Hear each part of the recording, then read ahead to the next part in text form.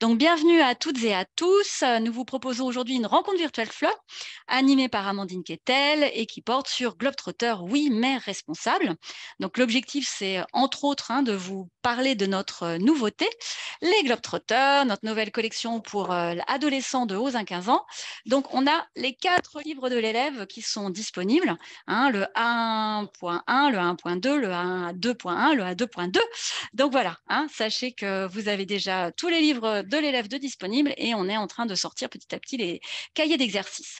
Donc aujourd'hui, grâce à Amandine, nous allons découvrir comment la collection Les Globetrotters permet de travailler en cohésion avec les objectifs de l'agenda 2030, comment relier ces objectifs à l'apprentissage de la langue française pour mener des projets concrets qui coïncident avec ce qui meut et émeut nos jeunes élèves. Amandine Quetel est une collaboratrice habituelle des éditions Maison des Langues. Vous avez peut-être eu l'occasion déjà d'assister à des sessions de formation animées par Amandine.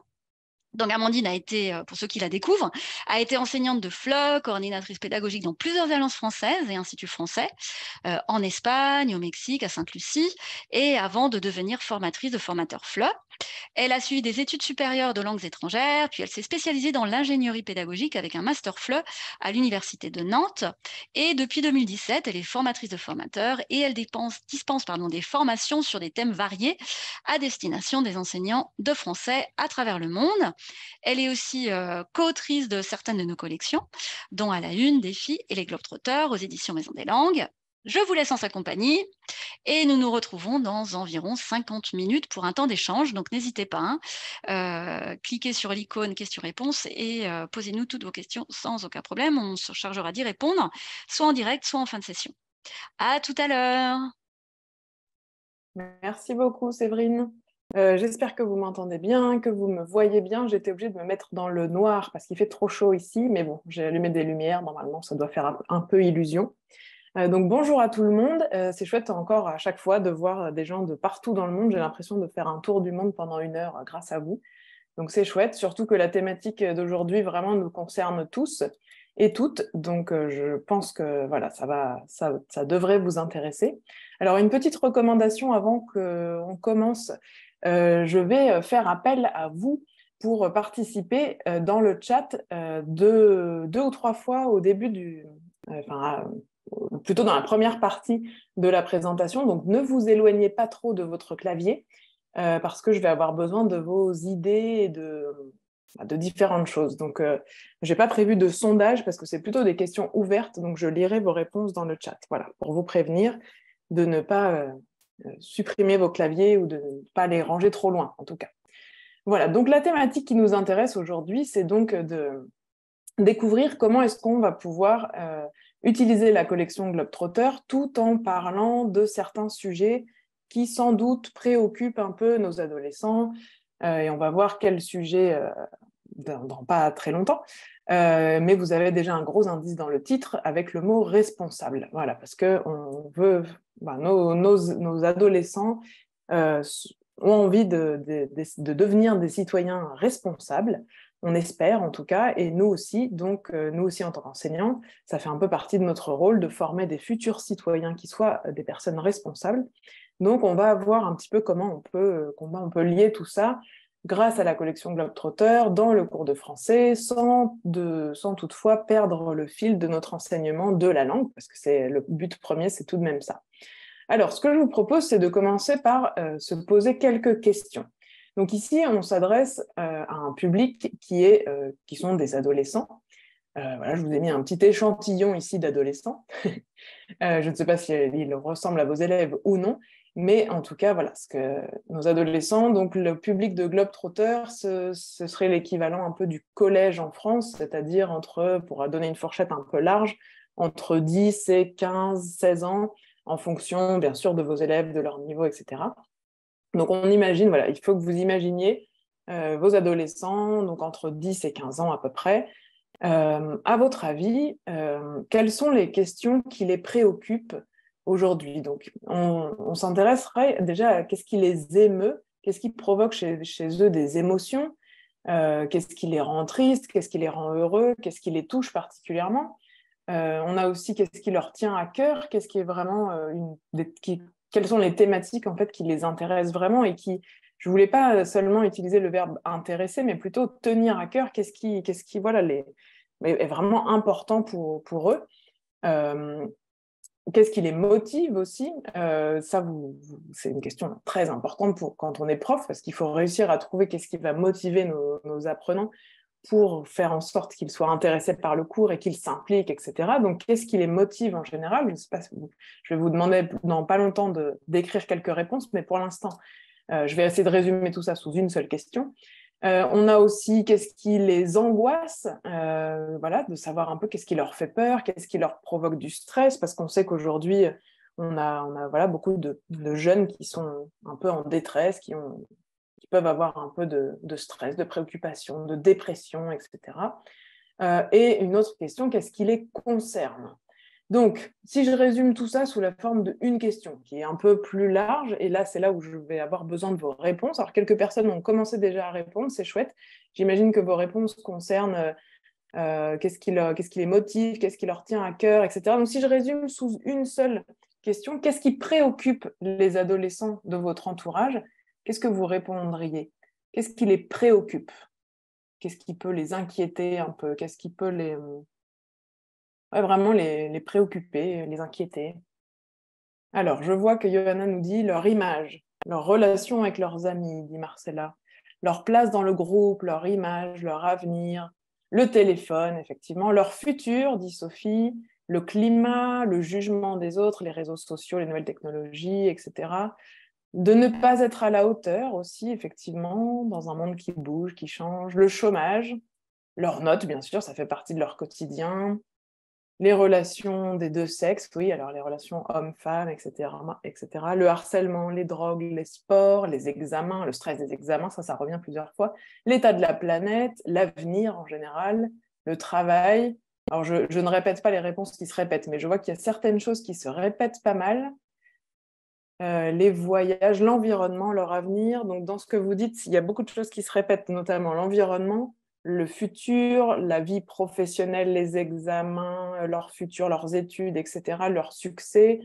C'est des préoccupations. Les nourritures, c'est vrai qu'on peut avoir aussi cette thématique d'essayer de bien manger, d'essayer de manger déjà tout simplement.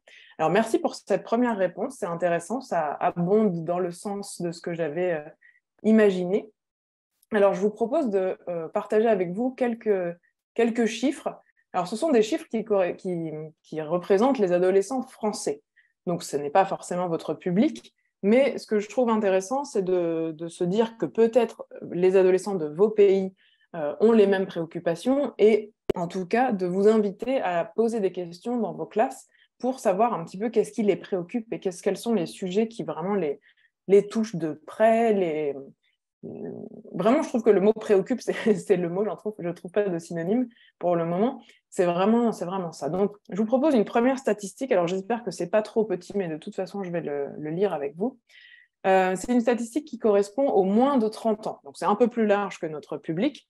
C'est une statistique de 2022, donc vraiment pas loin de cette année.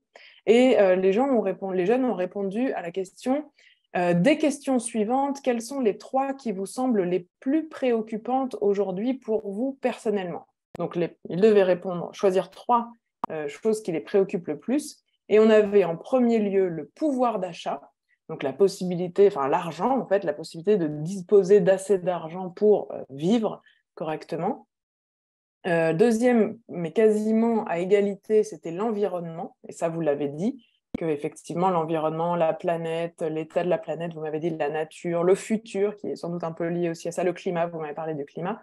Voilà, ça les préoccupe énormément. On a aussi les inégalités sociales, donc toutes les questions de pauvreté, d'accès éventuellement à un futur qui soit sans chômage, qui soit la possibilité d'accéder à des études qui correspondent à ses envies, quelle que soit sa classe sociale, en fonction des pays, ce n'est pas toujours évident. On a aussi l'insécurité, vous m'en avez parlé aussi. On a aussi les impôts, les taxes, ça ne concerne pas encore nos adolescents, heureusement pour eux. La crise économique, etc. Donc voilà, on voit bien que parmi vos réponses, on retrouve des réponses qui correspondent aux statistiques des jeunes Français. On a ensuite une deuxième statistique qui correspond exactement à notre public de Globetrotter. Alors, mais là, ce sont les Français, les ados français. Donc, on voit qu'un ado sur deux souffre d'anxiété. Et je n'ai pas voulu j'ai résumé les statistiques, je n'ai pas voulu vous ressortir toutes les statistiques complètes, mais en fait, ce qui est intéressant dans cette donnée, c'est qu'elle est beaucoup plus élevée que celle d'il y a 1 an ou 2 ans ou 3 ans. En fait, ça augmente chaque année. Les adolescents sont de plus en plus anxieux, et sans doute à cause de toutes ces thématiques, notamment l'environnement, la vie professionnelle, le futur, l'avenir, vous l'avez beaucoup dit, hein, l'avenir, etc. Donc voilà, on peut comprendre que les ados soient de plus en plus anxieux. Et dernière statistique, là, toujours sur les 11-15 ans, donc c'est un peu la même question, mais c'était une question ouverte. Qu'est-ce qui vous préoccupe aujourd'hui? Les 11-15 ans en France ont répondu en premier lieu les violences faites aux enfants, donc tout type de violence, mais vous en avez parlé aussi un petit peu. Alors vous m'avez parlé par exemple de harcèlement scolaire ou de harcèlement tout court, voilà, ça peut en faire partie. L'état de la planète, quasiment à égalité, on en a parlé, l'environnement, etc. La situation dans le monde et la fin du monde, voilà, directement la fin du monde. La situation du monde, donc moi j'ai lu l'enquête plus approfondie pour vous expliquer un peu, c'est qu'en fait, quand ils regardent les actualités, ils ne comprennent pas en général ce qui se passe et ça les inquiète énormément. Et en plus, le problème, c'est que souvent ils s'informent sur les réseaux sociaux, donc on n'est pas sûr qu'ils aient accès à une information vraiment objective, si ça peut exister. Et peut-être qu'ils regardent essentiellement des médias qui transmettent une information peut-être exagéré ou en tout cas dans un ton qui est plutôt alarmiste plutôt que explicatif, etc.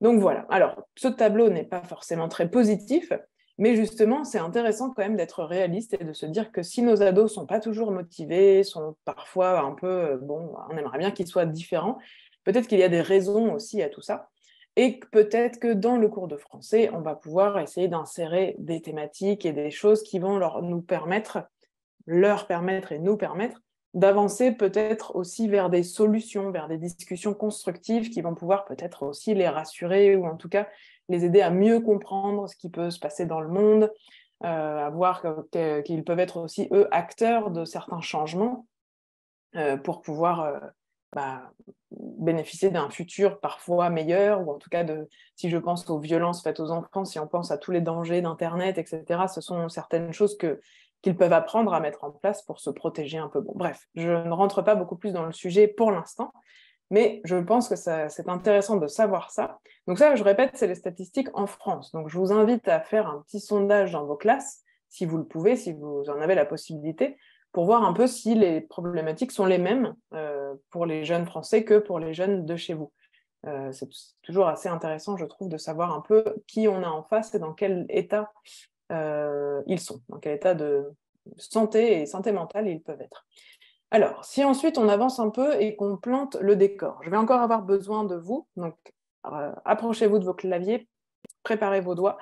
Je voudrais savoir si vous connaissez ce logo. Est-ce que vous l'avez déjà vu? Est-ce que vous savez ce que ça représente? Ça me permet de savoir un petit peu si vous connaissez déjà ou si je dois expliquer un petit peu plus. Je vous laisse le temps d'écrire vos réponses. Alors, merci de dire non aussi, effectivement, si vous ne connaissez pas. C'est intéressant de savoir si vous ne connaissez pas. D'accord, donc en majorité, vous ne connaissez pas visiblement ce logo. Johanna tente les 8 compétences, mais il y en a beaucoup plus que 8 là. C'est bien tenté, cela dit. On a quand même quelques réponses. Okay. On a quelques bonnes réponses, effectivement, puisqu'il s'agit, comme certaines l'ont dit, de l'agenda 2030. Alors, l'agenda 2030, du coup, comme certaines d'entre vous ne connaissent pas, je vous réexplique rapidement. C'est un programme universel qui a été rédigé, composé, je ne sais pas exactement quel mot on peut utiliser, conçu par l'Assemblée générale des Nations unies, donc ça représente quasiment 200 pays. Et donc, c'est un programme universel pour le développement durable. D'accord ? L'objectif, c'est de transformer notre monde en essayant d'éradiquer, d'éliminer la pauvreté, les inégalités et d'assurer une transition écologique et solidaire jusqu'en se fixant l'objectif de 2030. Donc en 2030, l'objectif, c'est d'avoir accompli un certain type d'objectif. Donc effectivement, il y a plusieurs personnes qui nous parlent d'objectifs, parce que c'est souvent plutôt ça en tant que prof peut-être qu'on connaît.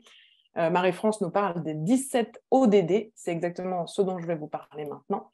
Donc cet agenda 2030, il essaye d'être conçu de la manière la plus pratique possible, et il n'est pas seulement à destination de nous, les profs, en fait, c'est vraiment pour toutes les instances de la vie courante. Donc ça peut être aussi les mairies, les gouvernements, bien sûr, n'importe quelle institution, publique ou non, peut essayer de s'associer à cet agenda et d'essayer d'avancer vers ces 17 objectifs. Donc, je vous montre ces 17 objectifs. Alors, ils vont apparaître petit à petit. L'objectif numéro 1, c'est qu'il n'y ait plus de pauvreté. L'objectif numéro 2, que plus personne n'ait faim. Donc, faim zéro. 3, bonne santé et bien-être pour tout le monde. 4, éducation de qualité. 5, égalité entre les sexes. D'ailleurs, ça reprend aussi une chose que vous avez dit dans ma question précédente. 6, eau propre et assainissement. C'est quand même une problématique dans pas mal de pays d'avoir accès à de l'eau propre. Numéro 7, énergie propre et un coût abordable de l'énergie. Numéro 8, travail décent et croissance économique. Là aussi, on a parlé d'accès au travail pour les jeunes, la peur du chômage, etc. Et on voit que le pouvoir d'achat est une préoccupation pour les jeunes. Donc, l'accès à un travail décent et une croissance économique pour tous, c'est intéressant. Numéro 9, industrie, innovation et infrastructure. Numéro 10, inégalité réduite. 11, les villes et les communautés durables. Numéro 12, consommation et production responsable. 13, des mesures relatives à la lutte contre les changements climatiques. On a bien vu que ça a inquiété nos élèves aussi. Numéro 14, la vie aquatique à préserver. Numéro 15, la vie terrestre à préserver aussi. Numéro 16, la paix, la justice et des institutions efficaces. Et numéro 17, des partenariats pour la réalisation des objectifs. Voilà, donc c'est mondial. On a 17 objectifs à essayer d'atteindre pour 2030. Alors, par moment, ça peut ressembler un peu, ça peut sembler assez utopique quand on voit faim zéro, pas de pauvreté, etc. Mais bon, l'objectif, c'est en tout cas d'avancer vers ça. C'est quelque chose qui existe depuis 2015, d'accord ? Donc, on s'est donné 15 ans pour la prospérité, la paix et essayer de transformer un petit peu le monde. Alors, on a ces objectifs, on a le cadre de l'agenda 2030 et on a notre public donc qui sont, je le répète, des adolescents entre 10 et 16 ans, donc c'est une fourchette un peu large, mais comme ça peut englober pas mal de vos élèves, et qui apprennent le français. D'accord ? Ça, c'est notre public. Et donc, nous, on a une mission avec tout ça, ça va être d'essayer d'intégrer les objectifs de l'agenda 2030 à nos cours de FLE. D'accord ? Et comment est-ce qu'on va faire ça ? Enfin, d'abord, avant, pourquoi ? Pourquoi est-ce qu'on va faire ça ? Je vais essayer de vous donner quelques objectifs, quelques avantages à le faire. D'abord, on l'a vu, ça devrait motiver nos élèves puisque ça répond à pas mal de leurs préoccupations. Dans ces 17 objectifs, on voit bien que ça se recoupe avec leurs préoccupations qu'on a pu voir précédemment.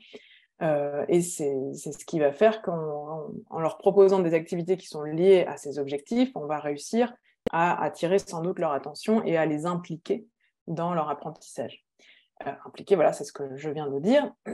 Et je l'ai dit aussi un petit peu en introduction, notre objectif, c'est aussi de participer à l'éducation de nos élèves, donc pas seulement leur enseigner une langue, mais aussi participer à leur éducation pour qu'ils deviennent des citoyens responsables. C'était le titre de la rencontre. Et d'un point de vue linguistique, parce qu'on est quand même avant tout des profs de langue, ça va nous permettre aussi d'utiliser la langue française dans un contexte actuel, authentique.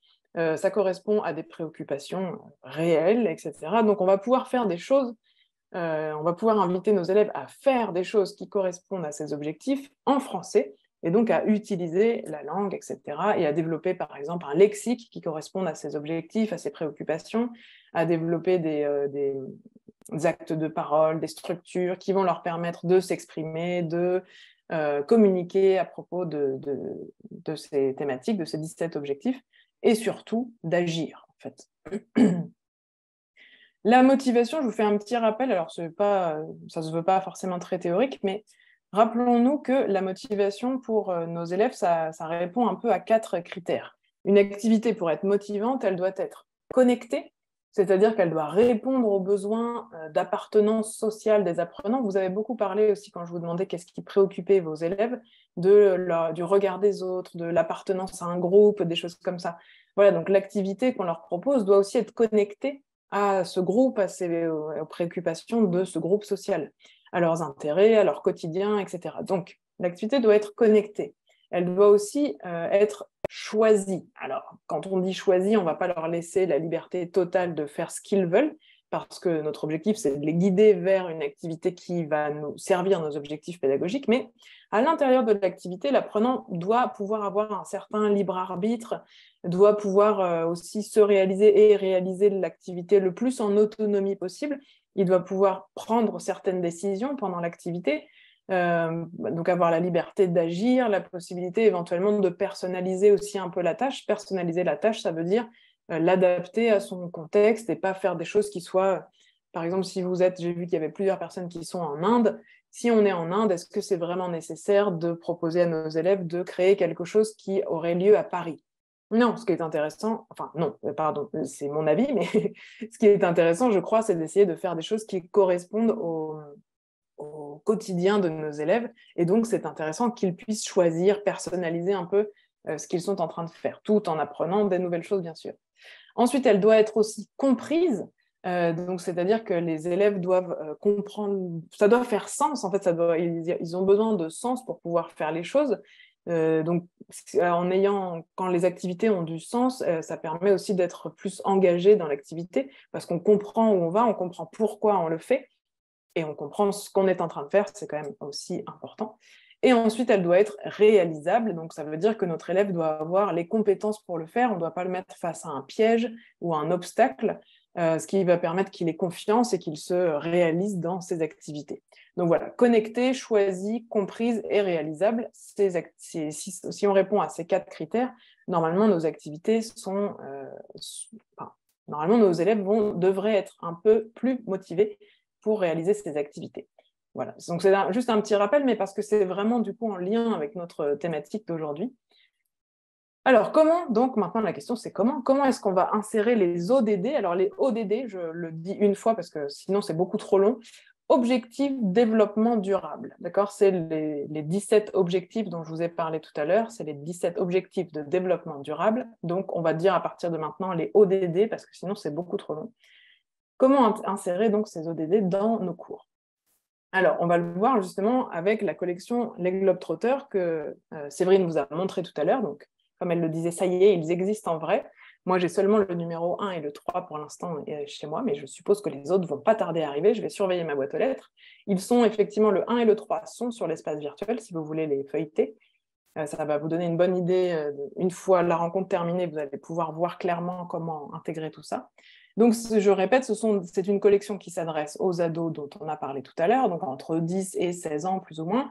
Et l'objectif à la fin du Globetrotter 5, qui arrivera dans pas longtemps, c'est de terminer le B1. D'accord ? Donc, dans ces 4 niveaux que vous avez sous les yeux, on fait le A11, A12, A21, A22, et ensuite on avance vers le B1 avec le numéro 5. Voilà. Donc l'idée le concept de la collection, c'est que dans chaque unité, on a un personnage qui est un adolescent d'un pays francophone que l'on va pouvoir suivre un peu dans son quotidien, dans ses préoccupations aussi, qui va nous présenter plutôt plus que sa ville, il va nous présenter sa vie.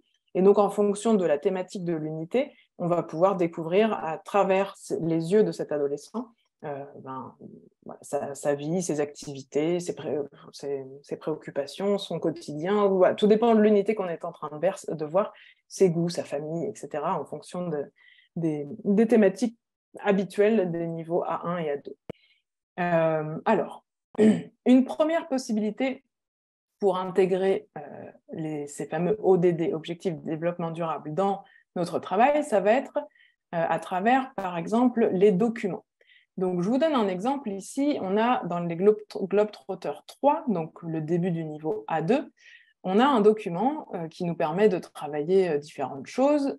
Et c'est une infographie qui qui reprend certains aspects de la population mondiale. Et on va essayer de voir la liberté des personnes, la qualité de l'air, l'accès à la nourriture et la qualité de la nourriture, et l'accès à l'argent, le pouvoir d'achat justement de la population. Donc on imagine, on a fait des statistiques, si le monde était un village de 100 personnes, ce qui permet d'avoir une statistique assez claire et de voir exactement l'accès de chaque personne à ces différents concepts, disons, pour voir si les personnes vivent dans des bonnes ou des mauvaises conditions. Donc, ce document nous permet ensuite, dans la suite de l'unité, de travailler des objectifs lexicaux, grammaticaux, phonétiques, de développer des compétences de communication. On est dans l'approche actionnelle, on est dans la grammaire inductive. Voilà, grâce à ce document, on va travailler vraiment la langue française. Mais ce qui est intéressant, c'est que ce document, il est directement lié à notre objectif numéro 10, qui est les inégalités réduites. Parce que simplement prendre conscience du fait qu'il y a des inégalités, c'est un premier pas pour, maintenant qu'on a conscience que tout le monde n'a pas accès aux mêmes choses, essayer de faire en sorte que tout le monde ait accès aux mêmes choses. Donc, une première solution, c'est effectivement d'insérer, j'allais dire insérer discrètement, pas nécessairement, ça n'a pas de nécessité d'être discret, mais d'insérer tout au long de nos unités didactiques des documents qui touchent aussi ces objectifs de développement durable. Parce que pour atteindre nos objectifs pédagogiques, lexicaux, grammaticaux, etc., on aurait pu prendre des documents pas forcément authentiques déjà, celui-ci est un document authentique, des documents qui parlent des loisirs, qui parlent de n'importe quoi d'autre, mais tant qu'à faire, puisqu'on sait que voilà, ces 17 objectifs sont liés avec les préoccupations de nos élèves, autant essayer d'insérer ça un petit peu. Je vous montre un autre exemple, dans un autre document, toujours dans les Globetrotters 3, donc toujours le niveau A2, dans l'unité 1, on a ce document qui... Alors, je sais que les captures d'écran sont petites, mais vous pouvez feuilleter les livres sur l'espace virtuel pour pouvoir voir ça. Donc, je vous répète, c'est dans l'unité 1 des Globetrotters 3, qui est déjà en ligne. Vous avez ce document de la CNIL. J'ai oublié ce que veut dire la CNIL, mais j'ai oublié exactement les mots, mais en gros, c'est une organisation qui aide à s'éduquer aux médias et donc à l'usage d'Internet, etc. Et donc là, on a un document authentique aussi qui nous donne 10 conseils pour rester net sur le web. Donc on en parlait tout à l'heure aussi, on parlait de harcèlement scolaire qui souvent se fait par les réseaux sociaux. Vous avez aussi beaucoup parlé du fait que les élèves sont très connectés aux réseaux sociaux, à leur téléphone, etc. Donc, ça fait aussi partie de notre objectif de tout simplement leur donner aussi des conseils pour être le plus responsable possible et le plus en sécurité possible dans leur usage d'Internet. Alors bien sûr, encore une fois, ce document est un, entre guillemets, prétexte pour travailler ensuite la langue. On va voir, alors je ne me rappelle plus, je n'ai plus en mémoire, je crois que c'est l'impératif qu'on utilise ici, qu'on travaille ici, qu'on découvre grâce à ce document. Donc on va découvrir l'impératif, travailler l'impératif, donner des conseils, etc. Et ce document, il est relié à l'objectif numéro 9, qui est industrie, innovation et infrastructure. Donc voilà, innovation, nouvelles technologies, tout ça est regroupé dans cet objectif. Et nos élèves vont pouvoir mettre en pratique peut-être ces conseils. Donc on essaime au fur et à mesure de nos unités, de notre programme, etc., ces objectifs. Un dernier exemple pour que vous voyez un petit peu la variété, que ce n'est pas forcément que l'écologie, parce que c'est vrai en tout cas, moi, j'avais tendance au départ à penser que cet agenda 2030 était surtout lié à l'écologie, mais j'ai découvert en préparant cette intervention que c'est beaucoup plus complet que ça. Donc, on a ici dans les Globetrotters 1, cette fois, donc il s'agit du niveau A1, l'unité 3, donc on est vraiment au début de l'apprentissage. L'objectif de cette unité, c'est d'apprendre à présenter de manière assez complète une personne tierce. Donc, à parler à la troisième personne, parler de sa profession, de son âge, des langues qu'il parle, de ses origines, ce qui nous permet d'aborder les nationalités, par exemple, et les langues parlées, etc. Et donc, on propose comme document déclencheur des mini-biographies de 4 personnalités francophones, Soprano, Amel Bent, Wendy Renard et Omar Sy. Et ce qui est intéressant ici, c'est que donc on se rapproche on est lié à notre objectif numéro 5, qui est l'égalité entre les sexes, parce que déjà on a 2 hommes, 2 femmes, mais en plus, se trouve que les modèles féminins ne sont pas forcément les modèles habituels de mannequins, chanteuses. On a une chanteuse, mais on a aussi une footballeuse. On aurait pu avoir un footballeur, plus habituellement on a un footballeur. Là, c'est une footballeuse qui en plus fait partie des meilleures joueuses du monde. Et voilà, c'est assez intéressant quand même de varier un peu tous les documents et de ne pas tomber toujours dans les mêmes clichés habituels. Et de cette manière, on intègre de façon normale, on normalise, voilà, c'est le mot que je cherche depuis tout à l'heure. On normalise ces thématiques, on en parle, c'est quelque chose qui fait partie du quotidien, parce que c'est pas seulement les profs de français qui vont le faire, mais dans toutes les matières et dans tout le quotidien de nos élèves. Donc ça, c'était une première possibilité, c'est d'intégrer ces objectifs donc, dans les documents. Ça veut dire bien sûr que dans ce cas-là, les exploitations des documents, là je vous ai montré que les documents, mais imaginez bien que les questions de compréhension des documents, dans Globetrotter, on propose assez rapidement aux élèves de réagir et de donner leur avis, de comparer, etc. par rapport à ces documents. Donc on leur propose rapidement aussi de réagir en lien avec ces objectifs. Voilà, il s'agit souvent discrètement de normaliser toutes ces thématiques. À propos de thématiques, ça peut aussi être tout simplement lié à la thématique d'une unité. Par exemple, alors là j'ai pris 2 exemples des Globetrotters 3, donc toujours le niveau A2-1. L'unité 4 et l'unité 5 sont entièrement, quasiment, reliés à des objectifs de développement durable. Je vous montre. Dans l'unité 4, donc, qui est l'unité sur la nourriture, où on va parler de ses goûts et de ses habitudes alimentaires, on va parler des plats, on va parler des différents régimes alimentaires, des différents interdits ou habitudes alimentaires, et on va parler aussi, par exemple, de gaspillage alimentaire. Donc, c'est clairement relié à notre objectif numéro 2, qui était éradiquer la faim dans le monde, mais aussi la consommation et la production plus responsable, puisqu'on va parler du gaspillage alimentaire. C'est aussi relié à la vie aquatique, il y a un document qui est directement relié à ça, et c'est aussi relié du coup à la vie terrestre, puisqu'on va parler par exemple du régime végétarien ou vegan et des avantages, des inconvénients, de pourquoi certaines personnes l'ont choisi, etc. Tout ça va nous permettre de traiter aussi, d'avancer vers ces objectifs. Donc c'est... Pardon, excusez-moi, il y a beaucoup de pollen et j'ai beaucoup d'allergies. J'essaie de ne pas trop tousser. Donc c'est une manière d'aborder cette thématique qu'on a toujours abordée en hâte de parler de la nourriture. On va bien sûr sans doute aborder aussi les partitifs et tout ce qui est lié à la nourriture, mais peut-être d'une manière plus responsable. C'est vraiment le mot qui va pouvoir revenir régulièrement, parler de ces thématiques, utiliser ces thématiques pour apprendre des structures de la langue française et savoir communiquer en français, mais tout en étant lié à ses préoccupations actuelles. Deuxième exemple, dans l'unité 5, on nous parle des ados qui sont engagés. On va parler des problèmes dans le monde, des différentes causes à défendre, on va parler de manifester, de créer des affiches, de créer des slogans, d'expliquer pourquoi on s'engage, comment on peut aider les autres, parler de la solidarité au collège, par exemple, parce que ce n'est pas forcément nécessaire de partir dans des choses très mondiales, internationales, c'est bien des choses concrètes. Donc, comment est-ce qu'on peut développer, par exemple, la solidarité au collège?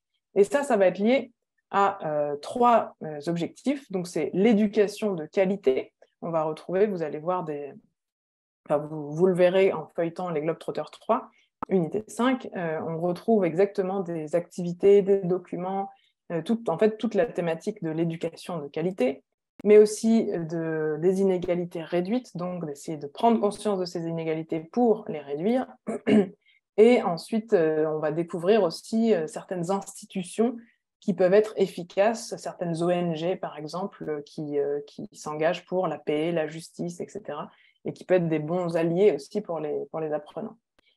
Voilà, donc simplement aussi dans les thématiques, dans les documents, mais aussi, l'idée, ça va être d'agir, de faire en sorte que nos élèves agissent aussi, se mettent en action, parce que c'est bien de prendre conscience des problèmes, mais c'est aussi intéressant pour eux de se rendre compte de ce qu'ils peuvent faire à leur échelle en tant que citoyens, j'allais dire futurs citoyens, mais non, ils sont déjà des citoyens, d'avoir une action la plus responsable qui soit, et donc d'apprendre à agir en français en lien avec ces objectifs. Donc, vous le savez peut-être ou pas, dans les Globetrotters, on a beaucoup de projets. On a des projets, on a des mini-projets, on a des projets finaux.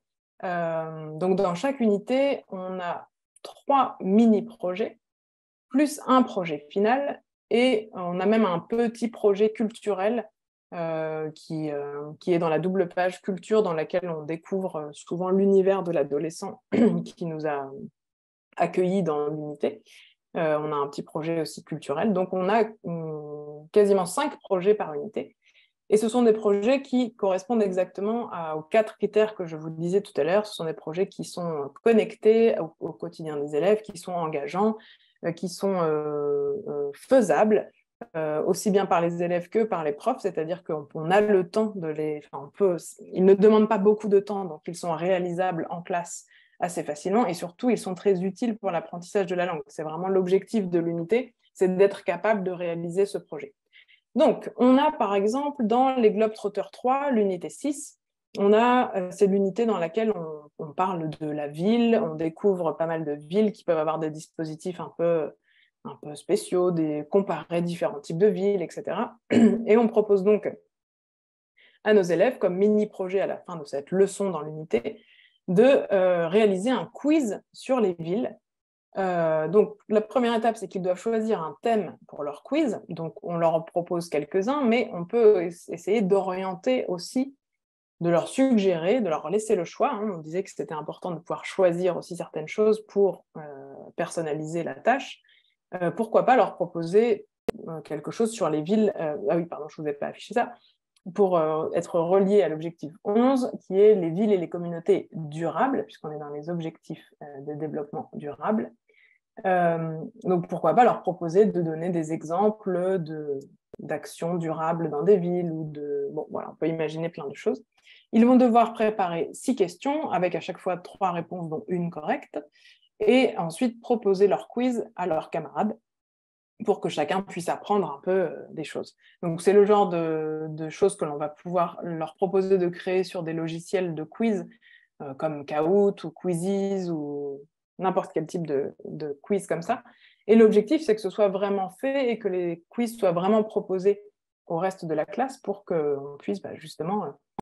que tout le monde puisse en profiter et que les apprenants soient motivés pour le faire parce qu'ils savent que ce n'est pas juste un exercice scolaire, que c'est quelque chose de réel. Le quiz va vraiment être fait par les autres élèves ensuite.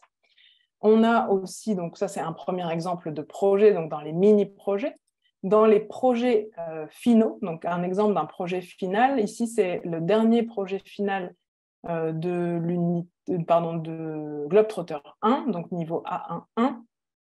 On leur propose de proposer un programme d'activité. Donc, on imagine qu'ils vont recevoir des étrangers dans leur ville et ils doivent prévoir un programme d'activité de 2 jours dans leur région. Et l'idée, c'est quelque chose qui a été vu tout au long de l'unité, l'idée, c'est de proposer un programme qui corresponde à notre objectif de bonne santé et bien-être. Donc, un programme qui ne va pas être seulement d'aller manger des choses très grasses, par exemple, et de regarder la télé, mais de faire, comme c'est proposé ici, d'aller dans la nature, de faire du sport, de se cultiver. On ne propose pas ici de parler de la nourriture, mais on pourrait leur proposer aussi un endroit pour manger sainement, quelque chose qui corresponde à tous les régimes alimentaires, etc. Et donc ensuite, chaque élève ou chaque petit groupe d'élèves plutôt va proposer son programme à la classe. Et nous, en tant que prof, en tout cas moi, c'est comme ça que je le ferai, j'essaierai de proposer aux élèves d'élire le programme ou les 3 programmes qui sont le plus durables, le plus développement durable, qui vont nous permettre le plus d'atteindre cet objectif de bonne santé et bien-être, par exemple. Donc voilà, on peut donc travailler ces objectifs par, si je récapitule pour l'instant où on en est, par les documents, par les thématiques que l'on propose en général, c'est-à-dire que les thématiques habituelles peuvent être réorientées vers les objectifs de développement durable, par les projets pour que nos élèves vraiment agissent et soient se rendre compte qu'il y a des solutions, en fait, qu'il y a des choses qui sont faisables. Je pense que le fait d'agir et de créer des projets comme ça concrets permet aussi de se rassurer, puisqu'on a vu qu'un adolescent sur deux, en tout cas en France, était angoissé, notamment à cause de toutes ces problématiques. Donc peut-être que se rendre compte qu'à leur échelle, ils peuvent agir, ça peut être rassurant aussi pour eux.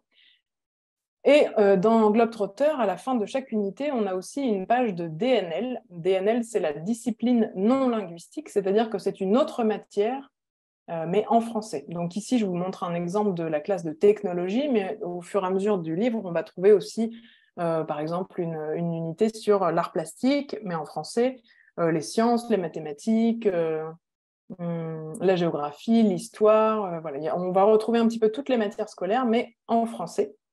Ce qui permet, je trouve, d'aborder aussi d'autres thématiques d'une autre manière et de faire des choses aussi assez concrètes qui peuvent se relier à nos objectifs de développement durable.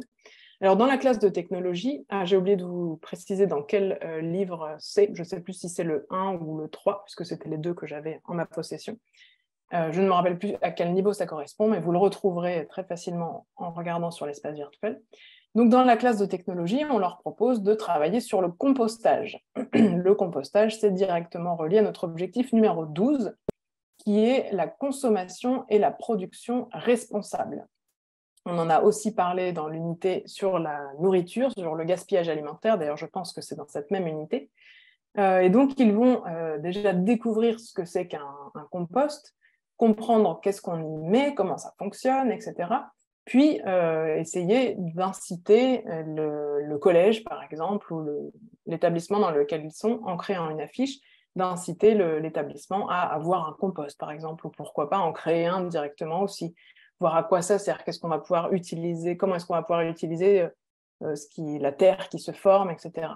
Donc voilà, encore une autre manière de se relier et d'intégrer ces objectifs de développement durable dans nos classes, c'est aussi en intégrant d'autres matières et d'autres thématiques dans les classes de FLE.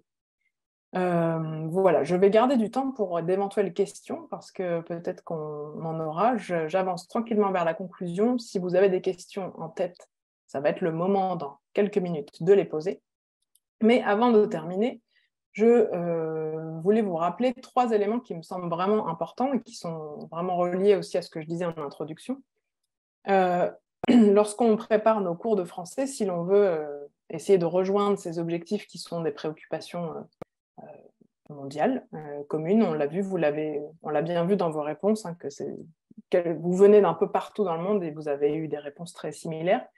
Donc, c'est très important dans nos cours d'essayer de normaliser ces thématiques, ces objectifs, de les intégrer de manière normale. En fait, c'est normal si on parle d'alimentation, de parler de régime végétarien, de ne pas manger de viande parce que ça produit beaucoup d'eau, par exemple, ça consomme beaucoup d'eau, de parler de compost, de parler de gaspillage alimentaire, et pas seulement de parler d'aller au marché, des partitifs et des différents aliments. Si on parle des nouvelles technologies, c'est intéressant de parler des nouvelles technologies, ça fait partie de notre quotidien, mais ce sera peut-être aussi intéressant d'évoquer la problématique de l'obsolescence programmée, de comment on recycle ces appareils, de comment on agit sur les réseaux sociaux quand on est en ligne, etc., comme on a vu avec notre petit document. Donc voilà, faire en sorte que ces thématiques, ces problématiques, etc., soient dans notre quotidien, de les normaliser pour que tout le monde en prenne conscience et qu'on puisse ensuite tout simplement agir dans ce sens.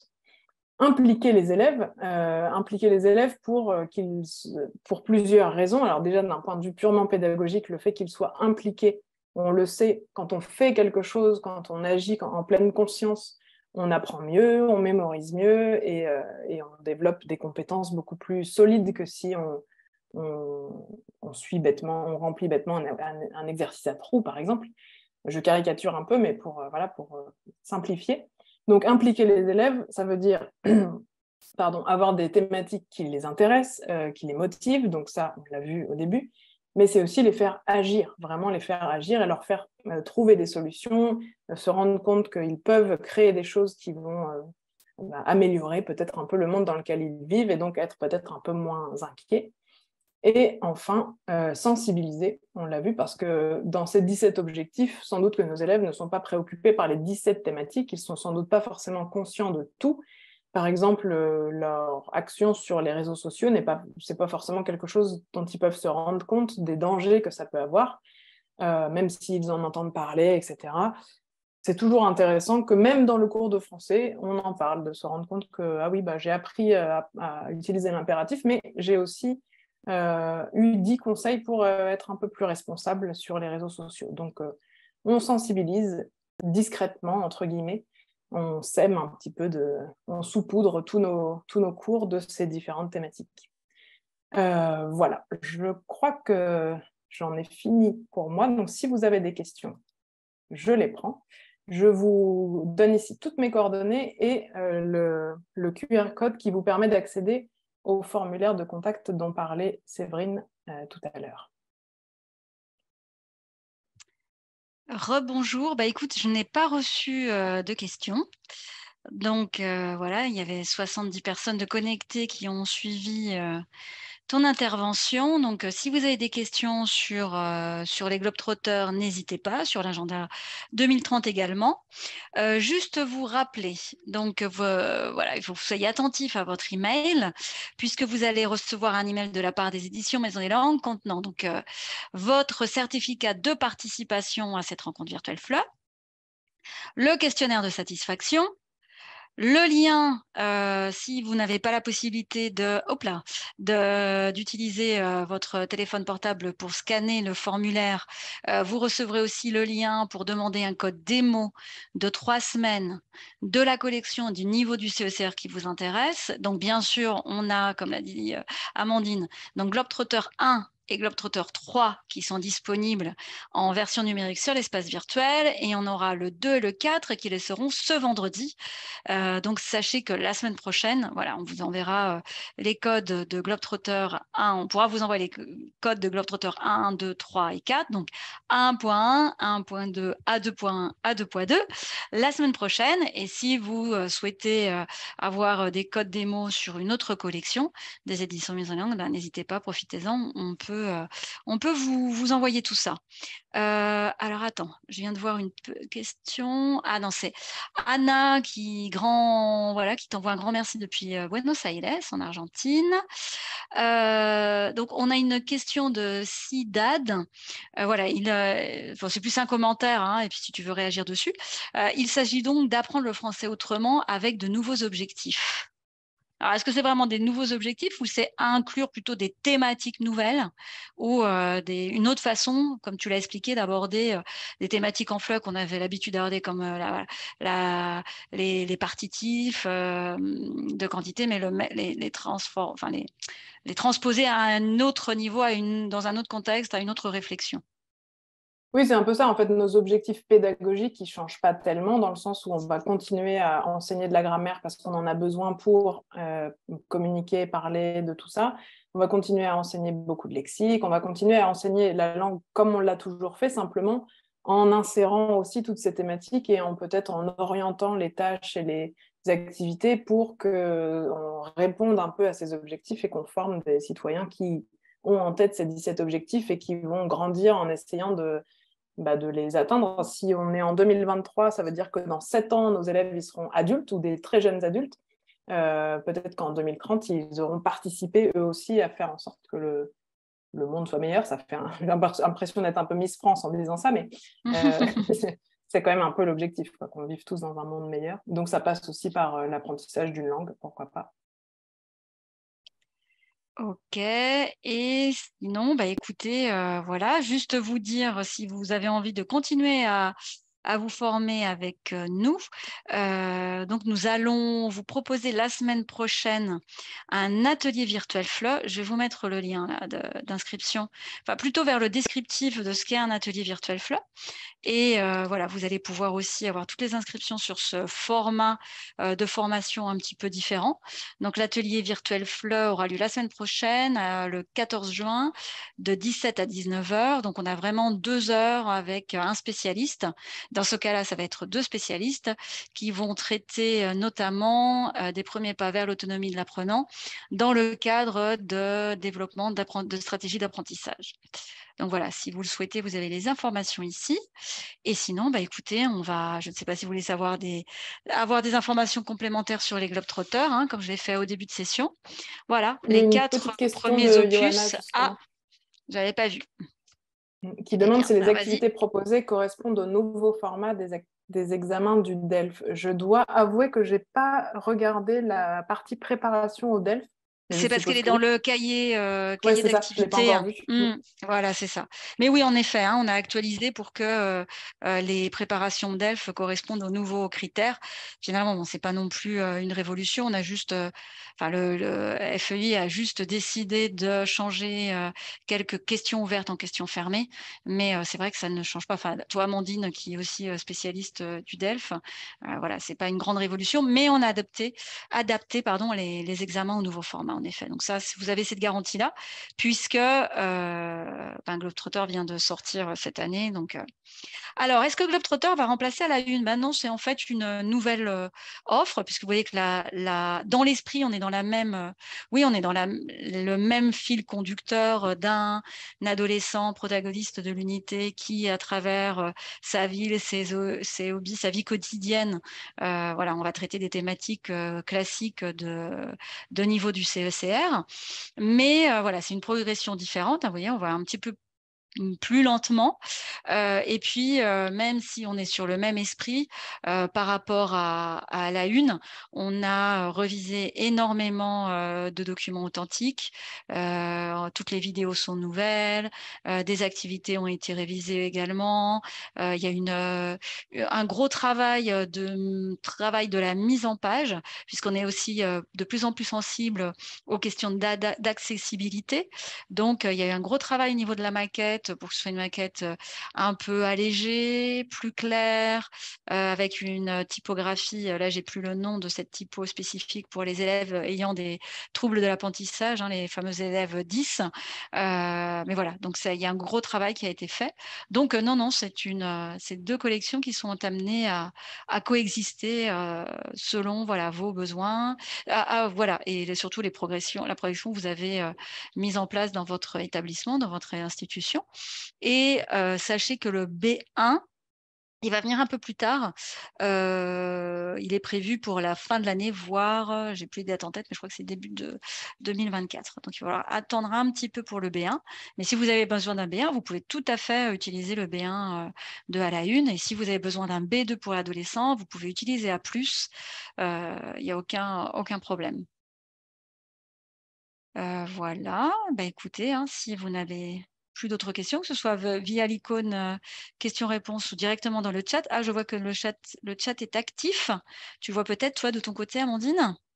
Oui, mais il n'y Il y a a pas des de échanges, questions pour l'instant. voilà, des remerciements. Bah, bonne découverte des Globetrotters. Voilà, n'hésitez pas à demander votre code démo.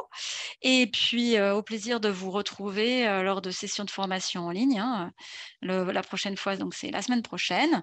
Et puis, voilà, on aura d'autres sessions d'ici à la fin de l'année.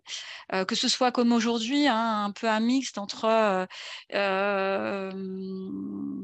une approche, enfin une réflexion autour de l'agenda 2030, puisque on pense que dans nombreuses institutions et de la part de nombreux établissements, il va y avoir hein, l'injonction de travailler cet agenda 2030 en plus de façon transversale entre différentes matières, hein, surtout au niveau du collège-lycée. Et puis, et voilà, donc cette partie un peu de réflexion, agenda 2030 et d'application dans nos méthodes. Sachez aussi que, par exemple, l'atelier virtuel FLE, là, c'est un concept différent puisqu'on ne fait pas forcément référence à nos collections. Donc voilà, c'est un panel de formation à votre disposition pour avoir des rencontres virtuelles sur nos manuels ou notre espace virtuel de façon pure et dure, on va dire, un mixte comme l'a fait aujourd'hui Amandine, entre une réflexion didactique et une application dans notre offre éditoriale, et les ateliers virtuels FLE, où justement là, on vous propose une formation qui n'est pas forcément basée sur notre offre éditoriale. Voilà, bah, merci à vous. Bonne matinée, bonne journée, bonne soirée, puisque comme l'a dit Amandine, hein, vous êtes connectés. Moi aussi, c'est toujours. Je me lasse pas. Pourtant, ça fait depuis 2014 hein, qu'on fait qu'on organise des formations en ligne, mais c'est vrai que c'est vraiment très chouette de vous retrouver. Et, voilà, on a des gens des professeurs qui se connectent habituellement, qui sont férus de du webinaire, de nos webinaires. Et puis, bienvenue à ceux qui ont participé pour la première fois. Et j'espère que vous serez de nouveau, vous aurez envie de nouveau de vous joindre à nous. Voilà, ben bonne journée et puis bonne soirée, bonne matinée, voilà, comme j'ai dit avant. Merci encore Amandine. Et Merci puis à à bientôt. vous, à tout le monde. Voilà, et on va se quitter en musique comme on s'est accueilli en musique, on va se quitter en musique. À bientôt. À bientôt, merci beaucoup.